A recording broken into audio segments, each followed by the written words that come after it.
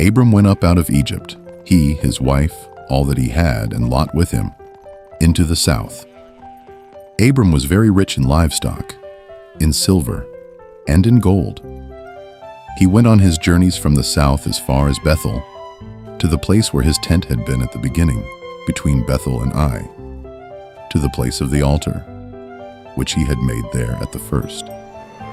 There Abram called on Yahweh's name. Lot also, who went with Abram, had flocks, herds, and tents. The land was not able to bear them, that they might live together, for their possessions were so great that they couldn't live together. There was strife between the herdsmen of Abram's livestock and the herdsmen of Lot's livestock. The Canaanites and the Perizzites lived in the land at that time. Abram said to Lot, "Please, let there be no strife between you and me, and between your herdsmen and my herdsmen, for we are relatives. Isn't the whole land before you? Please separate yourself from me. If you go to the left hand, then I will go to the right. Or if you go to the right hand, then I will go to the left." Lot lifted up his eyes and saw all the plain of the Jordan, that it was well watered everywhere, before Yahweh destroyed Sodom and Gomorrah, like the garden of Yahweh, like the land of Egypt, as you go to Zoar. So Lot chose the plain of the Jordan for himself. Lot traveled east, and they separated themselves from one another. Abram lived in the land of Canaan, and Lot lived in the cities of the plain, and moved his tent as far as Sodom. Now the men of Sodom were exceedingly wicked, and sinners against Yahweh. Yahweh said to Abram, after Lot was separated from him, "Now lift up your eyes, and look from the place where you are, northward, and southward, and eastward, and westward. For I will give all the land which you see to you, and to your offspring forever. I will make your offspring as the dust of the earth, so that if a man can count the dust of the earth, then your offspring may also be counted. Arise, walk through the land in its length and in its width, for I will give it to you." Abram moved his tent and came and lived by the oaks of Mamre, which are in Hebron, and built an altar there to Yahweh.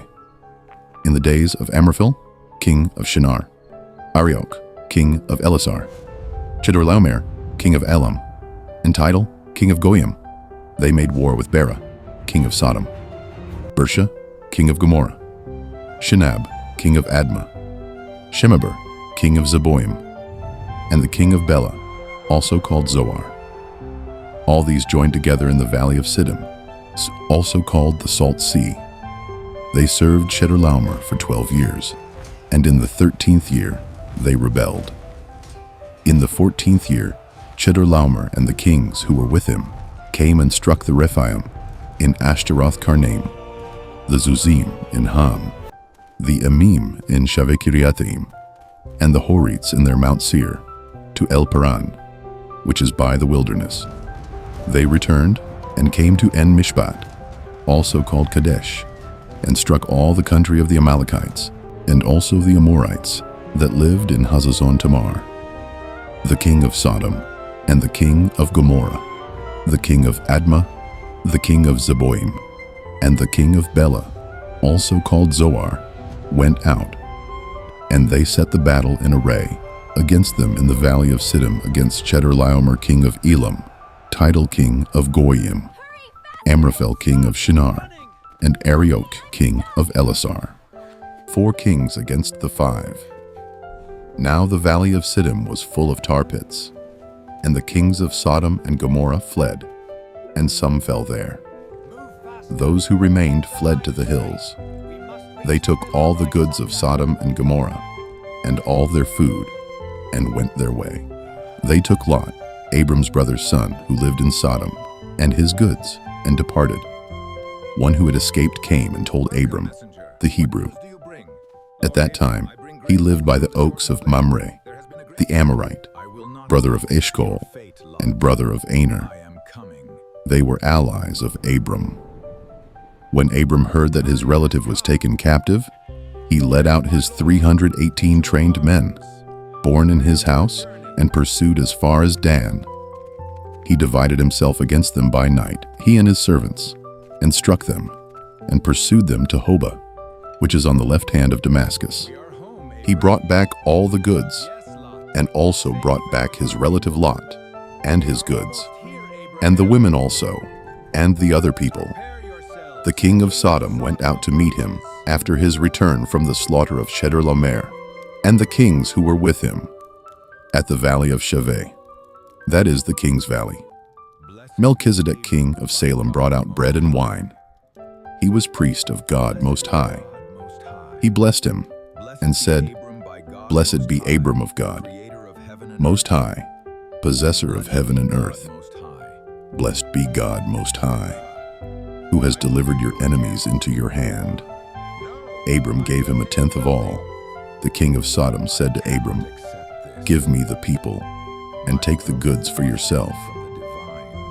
Abram said to the king of Sodom, "I have lifted up my hand to Yahweh, God Most High, possessor of heaven and earth, and that I will not take a thread, nor a sandal strap, nor anything that is yours, lest you should say, 'I have made Abram rich.' I will accept nothing from you, except that which the young men have eaten, and the portion of the men who went with me, Aner, Eshcol, and Mamre. Let them take their portion." After these things, Yahweh's word came to Abram in a vision, saying, "Don't be afraid, Abram. I am your shield, your exceedingly great reward." Abram said, "Lord Yahweh, what will you give me, since I go childless? And he who will inherit my estate is Eliezer of Damascus." Abram said, "Behold, you have given no children to me, and behold, one born in my house is my heir." Behold, Yahweh's word came to him, saying, "This man will not be your heir, but he who will come out of your own body will be your heir." Yahweh brought him outside and said, "Look now toward the sky and count the stars, if you are able to count them." He said to Abram, "So your offspring will be." He believed in Yahweh, who credited it to him for righteousness. He said to Abram, "I am Yahweh, who brought you out of Ur of the Chaldees to give you this land to inherit it." He said, "Lord Yahweh, how will I know that I will inherit it?" He said to him, "Bring me a heifer 3 years old, a female goat 3 years old, a ram 3 years old, a turtle dove, and a young pigeon." He brought him all these, and divided them in the middle, and laid each half opposite the other. But he didn't divide the birds. The birds of prey came down on the carcasses, and Abram drove them away. When the sun was going down, a deep sleep fell on Abram. Now terror and great darkness fell on him. He said to Abram, "Know for sure that your offspring will live as foreigners in a land that is not theirs, and will serve them. They will afflict them 400 years. I will also judge that nation, whom they will serve.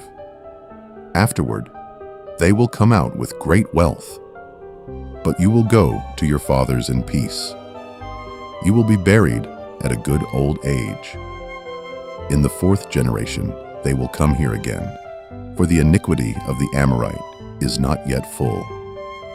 It came to pass that, when the sun went down and it was dark, behold, a smoking furnace and a flaming torch passed between these pieces.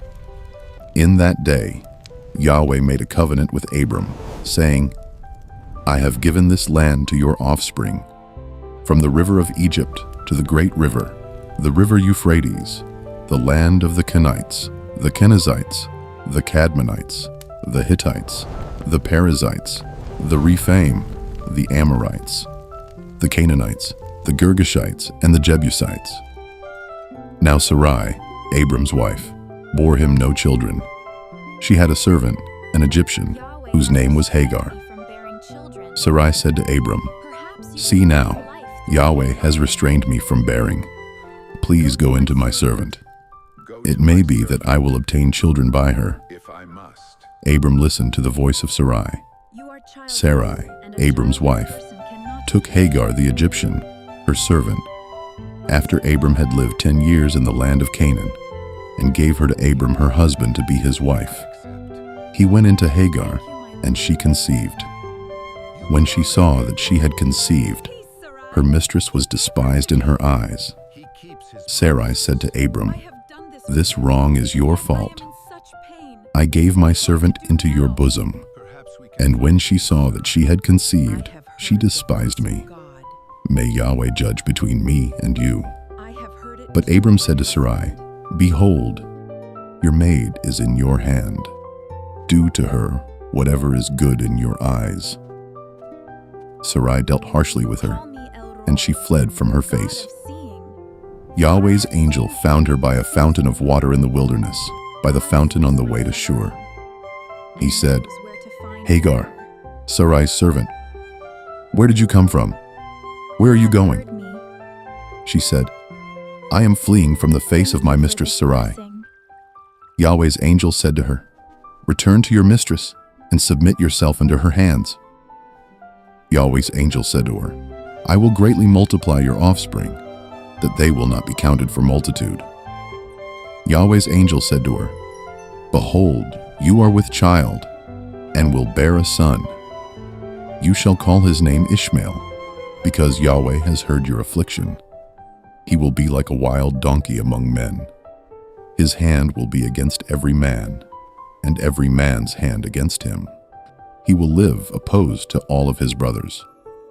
She called the name of Yahweh who spoke to her, "You are a God who sees." For she said, "Have I even stayed alive after seeing him?" Therefore the well was called Bir Lahai Roi. Behold, it is between Kadesh and Bered. Hagar bore a son for Abram. Abram called the name of his son, whom Hagar bore, Ishmael. Abram was 86 years old when Hagar bore Ishmael to Abram.